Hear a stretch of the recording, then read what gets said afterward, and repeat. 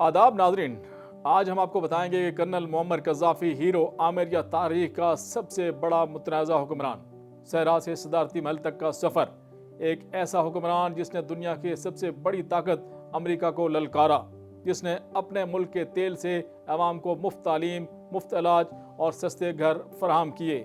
लेकिन वही शख्स मगरबी दुनिया की नज़र में एक ख़तरनाक आमिर भी था। आखिर मोअम्मर कज़ाफ़ी कौन थे? एक इनकलाबी रहनमा, एक मुतलक़िल अन्नान हुक्मरान, या दोनों का इम्तजाज? आज की इस वीडियो में हम जानेंगे कर्नल मोअम्मर कज़ाफ़ी की पूरी कहानी।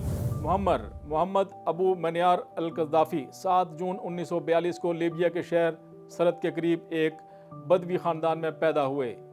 इस वक्त लीबिया एक आज़ाद मुल्क नहीं था, बल्कि दूसरी जंग अज़ीम के बाद मुख्तलिफ गैर मुल्की ताकतों के असर में था।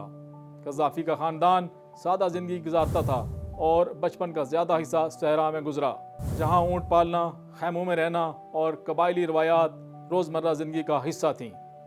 इनके वालिद एक मामूली चरवाहे थे। कज़ाफ़ी ने बाद में कई तकारीर में कहा कि इस माहौल ने इन्हें खुद मुख्तारी, सादगी और बैरूनी तसल्लुत के ख़िलाफ़ सोच दी। तालीम और नज़रियाती तश्कील। इब्तदाई तालीम मकामी स्कूल से हासिल करने के बाद वो सानवी तालीम के लिए सबा और फिर बिन गाजी गए। इसी दौरान उन्होंने अरब कौम परस्ती और मिस्र के सदर जमाल अब्दुल नासर की तकरीर से गहरा असर लिया। जमाल अब्दुल नासर की साम्राज्य मुखालिफ पॉलिसियों और अरब इत्तेहाद के तसव्वुर ने कज़ाफ़ी की सियासी सोच को मजबूत किया। 1956 के स्विस बहरान और 1958 में मिस्र और शाम के इत्तेहाद जैसे वाक़यात ने नौजवान कज़ाफ़ी पर गहरा असर डाला। कर्नल मोअम्मर कज़ाफ़ी ने 1961 में रॉयल मिलिट्री अकेडमी बेनगाज़ी में दाखिला लिया। वो एक ज़हीन मगर सख्त नज़्म ज़ब्त के कायल कैडेट समझे जाते थे। बाद अज़ां इन्हें मज़ीद अस्करी तरबियत के लिए बरतानिया भी भेजा गया, जहाँ उन्होंने सिग्नल्स और मवासलाती निज़ाम की तरबियत हासिल की। ये तजुर्बा इनके लिए अहम साबित हुआ, क्योंकि बाद में फौजी बगावत के दौरान मवासलाती निज़ाम पर कंट्रोल फैसला कुन किरदार अदा किया। इस वक्त लीबिया कैसा था? 1951 में लीबिया ने आज़ादी हासिल की और शाह इदरीस अव्वल मुल्क के बादशाह बने। 1960 की दहाई में तेल के बड़े ज़खायर दरियाफ्त हुए। सिर्फ चंद बरसों में लीबिया अफ्रीका के अहम तेल पैदा करने वाले ममालिक में शामिल हो गया, लेकिन इस वक्त दौलत का बड़ा हिस्सा अवाम तक नहीं पहुँच रहा था। कई इलाकों में गुर्बत माया थी, ख्वानगी की शरह तकरीबन 20% के करीब थी, तिब्बी सहूलियात महदूद थीं। तेल की आमदनी का बड़ा हिस्सा शाही ख़ानदान और अशरफिया के पास जाता था। ये हालात नौजवान फौजी अफसरान में बेचैनी पैदा कर रहे थे। खुफिया तंजीम की तश्कील। 1964 में कज़ाफ़ी ने चंद नौजवान फौजी अफसरों के साथ मिलकर एक खुफिया ग्रुप बनाया, जिसे बाद में फ्री ऑफिसर्स मूवमेंट कहा गया। ये तंजीम मिस्र के फ्री ऑफिसर से मुतासर थी, जिन्होंने 1952 में बादशाहत ख़त्म की थी। इस ग्रुप का मकसद था बादशाहत का खात्मा, गैर मुल्की असर सुख कम करना, तेल की दौलत पर कौमी कंट्रोल, समाजी इंसाफ पर मबनी रियासत कायम करना। 1969 की फौजी बगावत। 1 सितंबर 1969 की रात जब शाह इदरीस इलाज के लिए बैरून मुल्क थे, तो कज़ाफ़ी और इनके साथियों ने बगैर बड़ी खूनरेजी के अहम फौजी मराकज़, रेडियो स्टेशन, हवाई अड्डे और सरकारी दफातर पर कब्जा कर लिया। सुबह रेडियो पर ऐलान हुआ कि बादशाहत ख़त्म हो चुकी है और मुल्क में लीबिया अरब जमहूरिया कायम कर दी गई है। इस वक्त कज़ाफ़ी की उम्र सिर्फ 27 साल थी और वह दुनिया के कम उम्र हुक्मरानों में शुमार होने लगे। इक़्तिदार संभालते ही अहम फैसले किए गए। इक़्तिदार में आने से कज़ाफ़ी ने कई बड़े इक़दाम किए। अमरीकी और बरतानवी फौजी अड्डों को बंद करने का फैसला किया, तेल की सनत पर रियासती कंट्रोल बढ़ाया, गैर मुल्की कंपनियों के मायदों पर नज़रसानी की, शाही ख़ानदान की जायदादें फौजी तहवील में लीं और करप्शन के ख़िलाफ़ मुहिम चलाई। इन इक़दामात ने इन्हें अरब दुनिया में तेज़ी से मकबूल किया, जबकि मगरबी ममालिक इनकी पॉलिसियों से मोहतात हो गए। तेल लीबिया की असल ताकत था। 1969 में लीबिया की तेल पैदावार तकरीबन 30 लाख बैरल योमिया के करीब पहुंच चुकी थी, जिसने मुल्क को आलमी तवानाई मंडी में अहम मकाम दिया। कज़ाफ़ी ने इस आमदनी को रियासती मनसूबों के लिए इस्तेमाल करने का ऐलान किया। आने वाले बरसों में यही दौलत लीबिया की तरक्की और आलमी सियासत दोनों में मरकजी किरदार अदा करने वाली थी। अब बात करते हैं दिलचस्प हक़ाइक़ की। कज़ाफ़ी तकरीबन 42 साल 1969 से 2011 तक लीबिया के सबसे ताकतवर रहनुमा रहे। वो खुद को सदर कहलाने के बजाय अक्सर ब्रदर लीडर या रहबर इनकलाब कहते थे। उन्होंने फौजी वर्दी, कबायली लिबास और मुनफरद अंदाज की वजह से आलमी सतह पर अलग शनाख्त बनाई। इनकी ख़वातीन पर मुश्तमिल मुहाफ़िज़ दस्ता ایمیزونین گاڈ دنیا بھر میں موضوع گفتگو رہا۔ ایک صحرا کے بدوی خاندان کا نوجوان صرف 27 سال کی عمر میں ایک تیل سے مالا مال ملک کا حکمران بن چکا تھا، لیکن اصل کہانی ابھی شروع ہوئی۔ 1969 میں صرف 27 سال کی عمر میں اقتدار سنبھالنے والے معمر قذافی نے اعلان کیا کہ لیبیا کا تیل اب صرف چند خاندانوں یا غیر ملکی کمپنیوں کا نہیں بلکہ پورے عوام کا ہوگا۔ لیکن کیا واقعی ایسا ہوا؟ کیا قذافی نے تیل کی دولت عوام پر خرچ کی یا یہ صرف ایک سیاسی نعرہ تھا؟ آئیے مستند حقائق اور اعداد و شمار کی روشنی میں جانتے ہیں۔ تیل لیبیا کی خوشحالی کی بنیاد بنا۔ 1969 میں اقتدار سنبھالتے ہی قذافی نے سب سے پہلے تیل کی صنعت پر ریاستی کنٹرول مضبوط کیا۔ اس وقت لیبیا افریقہ کے سب سے بڑے تیل پیدا کرنے والے ممالک میں شامل ہو چکا تھا۔ لیبیا کے ثابت شدہ تیل کے ذخائر تقریباً 48 ارب بیرل ہیں، جو افریقہ میں سب سے زیادہ شمار کیے جانے لگے۔ قدرتی گیس کے ذخائر 50 ٹریلین مکعب فٹ سے زیادہ ہیں۔ تیل کی برآمدات کئی برسوں تک ملکی برآمدات کا 90 سے 95% رہیں۔ سرکاری آمدنی کا تقریباً 80% تیل سے حاصل ہوتا تھا۔ قذافی نے مغربی کمپنیوں کے ساتھ معاہدوں پر نظر ثانی کی، رائلٹی میں اضافہ کیا اور قومی مفادات کو ترجیح دی۔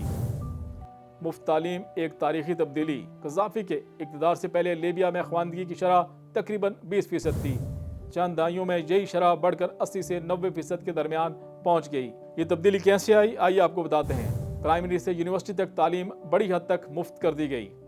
ہزاروں نئے اسکول اور کالجز قائم کیے گئے۔ اگر کسی شعبے کی تعلیم لیبیا میں دستیاب نہ ہوتی تو حکومت طلباء کو یورپ اور دیگر ممالک میں اسکالرشپ دیتی تھی۔ انجینئرنگ، طب اور سائنس کے شعبوں میں ہزاروں طلباء بیرون ملک بھیجے گئے۔ اقوام متحدہ کی انسانی ترقی کی رپورٹس میں لیبیا کئی برس تک افریقہ کے بہترین تعلیمی نظام رکھنے والے ممالک میں شامل رہا۔ مفت علاج اور صحت کا نظام۔ قذافی حکومت نے صحت کو بنیادی حق قرار دیا۔ سرکاری ہسپتالوں میں علاج تقریباً مفت تھا۔ بنیادی ادویات ریاست فراہم کرتی تھی۔ اگر کسی مریض کا علاج لیبیا میں ممکن نہ ہوتا، حکومت اسے بیرون ملک بھیجنے کے اخراجات بھی برداشت کرتی تھی۔ صحت کے شعبے میں نمایاں بہتری آئی۔ 1969 میں اوسط عمر تقریباً 51 سال تھی، جبکہ 2010 تک اوسط عمر بڑھ کر 74 سے 75 سال پہنچ گئی۔ بچوں کی اموات میں نمایاں کمی آئی۔ زچگی کے دوران اموات کی شرح میں کافی کمی ہوئی۔ رہائش گھر ہر شہری کا حق بنا۔ قذافی کا مشہور جملہ تھا، گھر ایک بنیادی انسانی حق ہے، تجارت کی چیز نہیں۔ اسی سوچ کے تحت حکومت نے لاکھوں رہائشی یونٹس تعمیر کیے۔ کم آمدنی والے خاندانوں کو رعایتی یا مفت مکانات دیے گئے۔ نئے رہائشی شہر اور کالونیاں بنائی گئیں۔ دیہی علاقوں میں بھی بنیادی سہولیات پہنچانے کی کوشش کی گئی۔ اگرچہ تمام شہروں کو یکساں فائدہ نہیں پہنچا، لیکن رہائش کے شعبے میں نمایاں سرمایہ کاری ہوئی۔ بجلی اور ایندھن۔ لیبیا کے پاس تیل اور گیس کی بڑی دولت تھی، اس لیے کئی علاقوں میں گھریلو بجلی پر بھاری سبسڈی دی گئی۔ پیٹرول اور ڈیزل دنیا کے سستے ترین ایندھن میں شمار ہوتے ہیں۔ صنعتوں کو بھی توانائی کم قیمت پر فراہم کی جاتی تھی۔ کسانوں کے لیے پالیسیاں مرتب کی گئیں۔ قذافی حکومت نے زرعی شعبے کو فروغ دینے کے لیے زرعی زمینیں تقسیم کیں، کسانوں کو قرضے فراہم کیے، زرعی مشینری پر سبسڈی دی، آبپاشی کے منصوبے شروع کیے۔ اگرچہ لیبیا کا زیادہ تر رقبہ صحرا پر مشتمل ہے، لیکن زرعی پیداوار بڑھانے کی سنجیدہ کوششیں کی گئیں۔ دنیا کا عظیم ترین آبی منصوبہ۔ اب آتے ہیں اس منصوبے پر، جسے بعض ماہرین دنیا کا 8واں عجوبہ بھی کہتے ہیں، great man made river project. یہ منصوبہ 1984 میں شروع ہوا۔ اس کا مقصد تھا صحرا کے نیچے موجود قدیم زیر زمین پانی کی ہزاروں کلومیٹر دور ساحلی شہروں تک پہنچانا۔ دلچسپ اعداد و شمار: تقریباً 4000 کلومیٹر سے زیادہ پائپ لائن، بعض پائپ لائنوں کا قطر 4 میٹر تک تھا۔ روزانہ تقریباً 65 لاکھ مکعب میٹر پانی کی ترسیل کی صلاحیت کی گئی۔ مجموعی لاگت تقریباً 25 سے 33 ارب امریکی ڈالر کے درمیان بتائی جاتی ہے۔ اس منصوبے سے طرابلس، بنغازی اور دیگر بڑے شہروں کو پانی ملا، جبکہ لاکھوں ایکڑ اراضی قابل کاشت بنانے کی کوشش کی گئی۔ معیشت کتنی مضبوط تھی؟ 2010 یعنی قذافی حکومت کے آخری سال مکمل ہونے میں جی ڈی پی تقریباً 75 ارب امریکی ڈالر کے قریب تھی۔ فی کس آمدنی تقریباً 12,000 سے 14,000 امریکی ڈالر کے درمیان تھی۔ انسانی ترقی کے اشاریے HDI میں لیبیا افریقہ کے سیر فہرست ممالک میں شمار ہوتا تھا۔ بیرونی قرض نسبتاً کم تھا۔ سونے اور زر مبادلہ کے ذخائر: 2011 سے پہلے لیبیا کے پاس تقریباً 144 ٹن سونا موجود تھا۔ زر مبادلہ کے ذخائر 100 ارب امریکی ڈالر سے زائد بتائے جا رہے تھے۔ یہ اس وقت افریقہ کے بڑے مالی ذخائر میں شمار ہوتے تھے۔ بے روزگاری اور چیلنجز: اگرچہ ترقی ہوئی مگر مسائل بھی موجود تھے۔ नौजवानों में बेरोजगारी बरकरार रही, मईशत तेल पर बहुत ज़्यादा इन्हिसार करती थी, निजी शुबा महदूद था, ब्यूरोक्रेसी और करप्शन की शिकायत भी सामने आईं।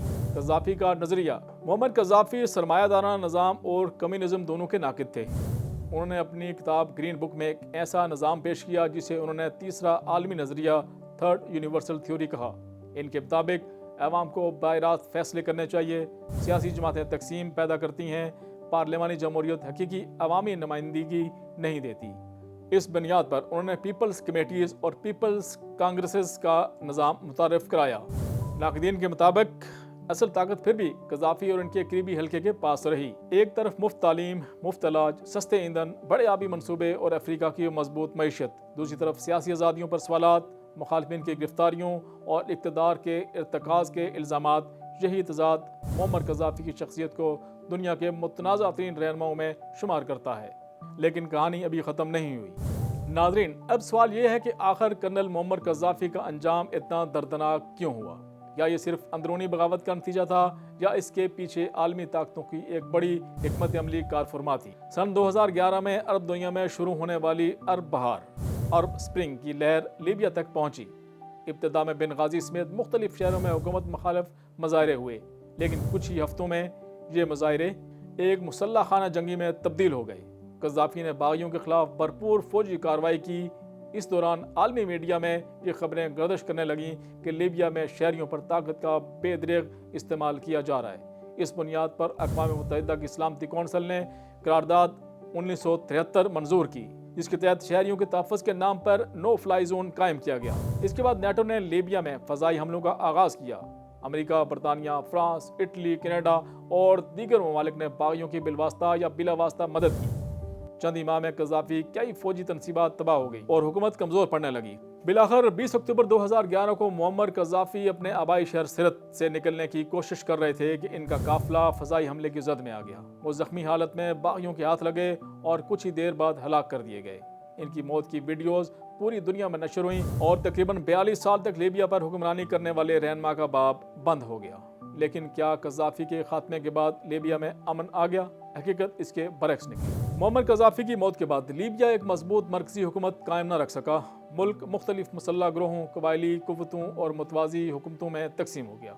कई बरसों तक खाना जंगी रही, तेल की पैदावार मुतासर हुई, मईशत कमज़ोर हुई, लाखों अफराद को इंसानी बहरान का सामना करना पड़ा। आज भी बहुत से तजियाकार इस सवाल पर बहस करते हैं कि क्या कज़ाफ़ी एक आमिर थे या एक कौम दोस्त रहनुमा? क्या इनके दौर में लीबिया माशी तौर पर ज़्यादा मुस्तहकम था, या बैरूनी मुदाखलत ने लीबिया को मज़ीद अदम इस्तेकाम की तरफ धकेला? अगर कज़ाफ़ी इक़्तिदार में रहते तो क्या लीबिया आज मुख्तलिफ होता? ये सवालात आज भी आलमी सियासत में ज़ेर बहस हैं।